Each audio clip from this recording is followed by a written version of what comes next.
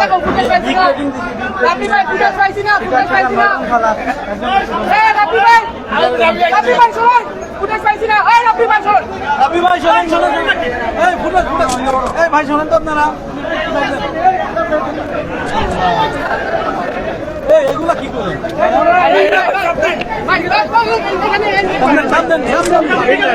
পুলিশের দরকার কোন মানুষ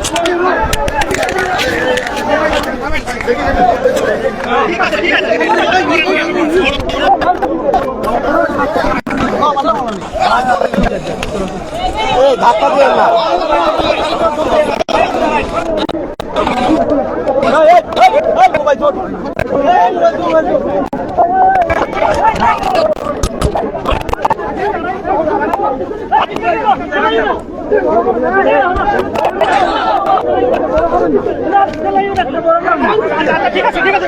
আচ্ছা ভাই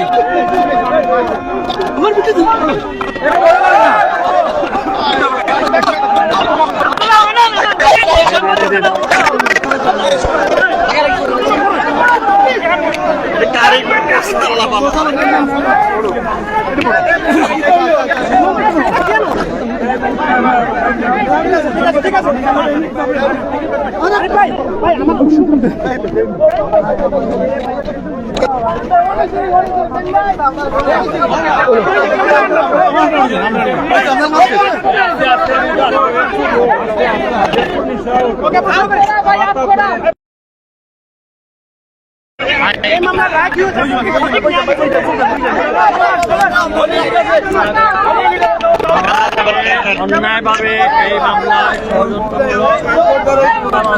আমাদেরকে দীর্ঘদিন হয়রানি করা হয়েছে। আমরা কারাবরণ করেছি। আজকে মহান রাব্বুল আলামিনের মেহরবানিতে আমরা নির্দোষ প্রমাণিত হয়েছি।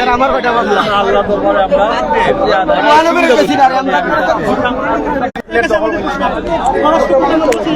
অনেক মামলা ঘটেছে।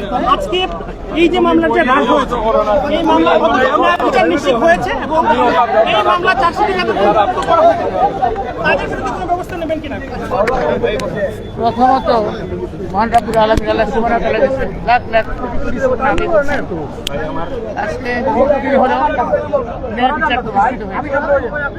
এটা একটু ব্যাকগ্রাউন্ডে যেতে হয়। আপনারা জানেন আমাকে ধরা হয়েছিল 21শে আগস্ট গ্রেনেড হামলায়, যাতে আমাদের তখনকার দেশনেত্রী বেগম মাননীয় প্রধানমন্ত্রী দেশনেত্রী বেগম খালেদা জিয়ার নামে এবং জনাব তারেক রহমান ইসলাম নামে মিথ্যা সাক্ষী দেওয়া হয়। যেহেতু তখন আমি কোনো মিথ্যা সাক্ষী দেইনি, তখনকার তদন্তকালীন কর্মকর্তা যিনি কাহারাকন্দ এবং আরো অন্যান্য যারা টিমে ছিলেন তারা আমাকে বলেছিলেন, আপনি যদি কোনোভাবেই আমাদের কথা মতো কাজ না করেন আপনাকে সবগুলো মৃত্যুদণ্ড দেওয়া হবে এবং উপরন্ত 10 লাখ মামলা আসামি করা হবে এবং যতগুলো গ্রেনেড মামলা আছে সবগুলোর মধ্যে আপনাকে জড়িত করা হবে।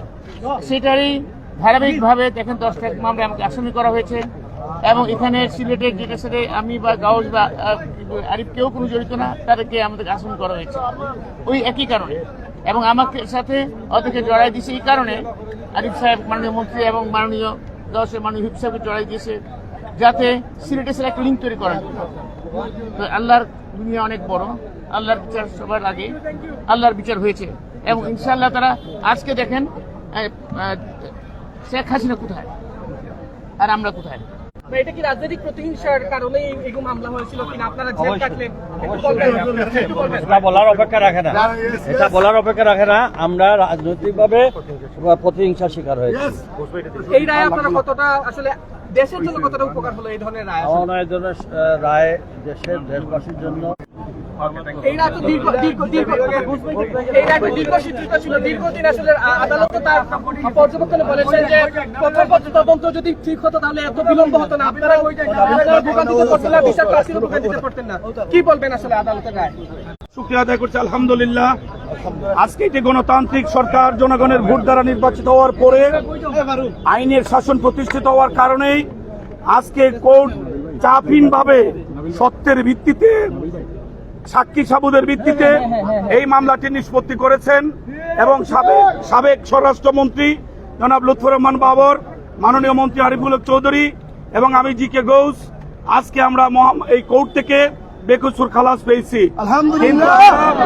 26.5 মাস আমি এবং আরিফ ভাই এই মামলায় আমরা বাংলাদেশের বিভিন্ন কারাগারে অত্যন্ত মানবেতর জীবনযাপন করেছি এবং একটাই আমাদের ভরসা ছিল, ন্যায়ের পক্ষে, সত্যের পক্ষে মহান রব্বুল আলামিন কোনো না কোনো সময় নিশ্চয়ই আমাদেরকে এই আজকে সেই শুভক্ষণে কোর্ট রায় দিয়েছে।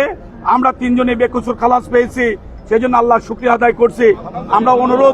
আমরা অনুরোধ করব, রাজনৈতিক কারণে এই সমস্ত প্রতিহিংসার বর্ষবর্তী হয়ে যারা মানুষকে ক্ষতি করে, নেতা ইলিয়াস আলী আজকে আমাদের মধ্যে নেই, ওনার ভাগ্যে কি ঘটেছে সেটা আমরা জানি না।